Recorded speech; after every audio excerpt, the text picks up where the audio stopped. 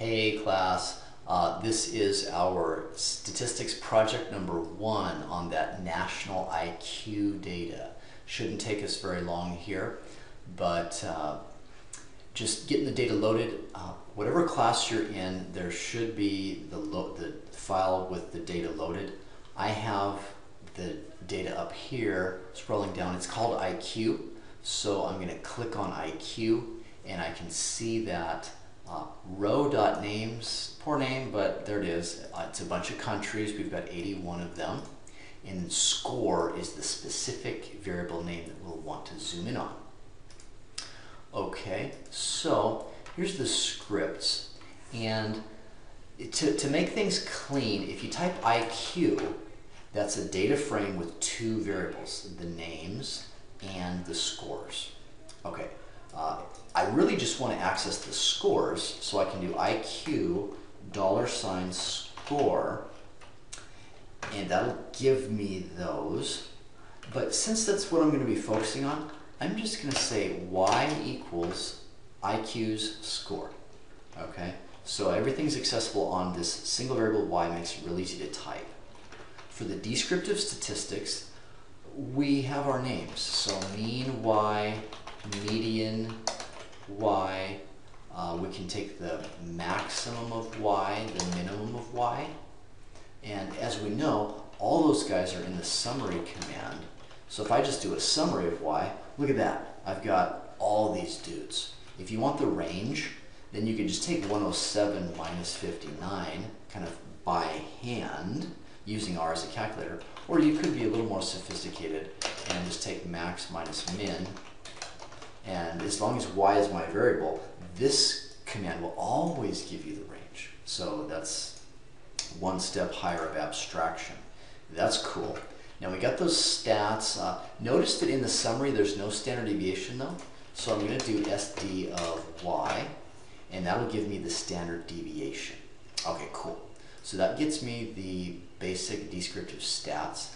Now let's take a look at those graphs, and then I want to do a comparison here too. So we're working with y, so let's do histogram of y. That's the basic raw histogram, comes out on our R's default. It's a little bit choppy there. There's no formula for the optimal number of bars. The bigger the data set, the more bars that you can have. The rule of thumb is the square root of the sample size. So the sample size is 81, and we know the square root of that is 9. If I count bars, 1, 2, 3, 4, 5, 6, 7, 8, 9, 10, 11. R put 11 bars on, and that's why it's a little bit choppy. There is an argument in the histogram function that you can adjust your bars. The simplest way to do it is, it's called breaks, is to just say, I want this many bars. Okay. Now I'm going to hit enter, and notice 1, 2, 3, 4, 5, 6 bars. It didn't give me exactly 5. The reason is because the function places high value on having what it calls pretty breakpoints, and those are pretty breakpoints, so there's something to that. But you'll notice this is a lot cleaner. Here we have a skew right, skew left. Skewness is determined by the distance or the length of the tail from the high point.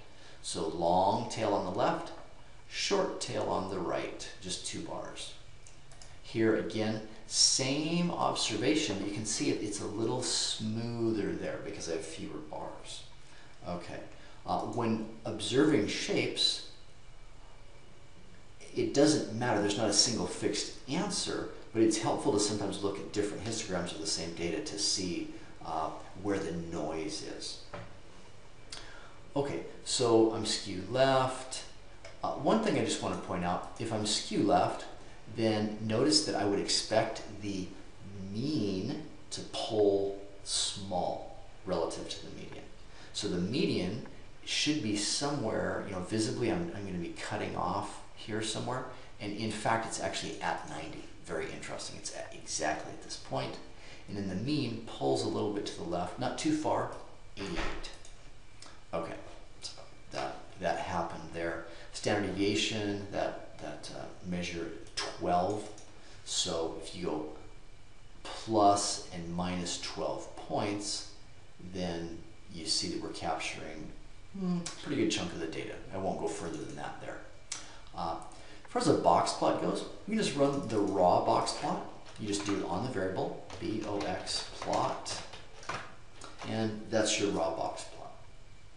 Now, neither one of these graphs did I put labels on. So it might be cleaner to put some labels.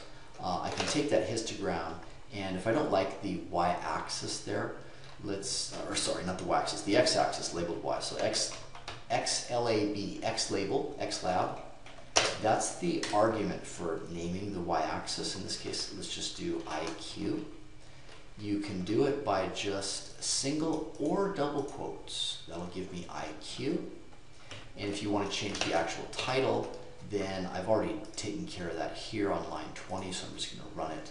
National mean IQ score is called by the main argument. Okay, with box plot, I did the same thing.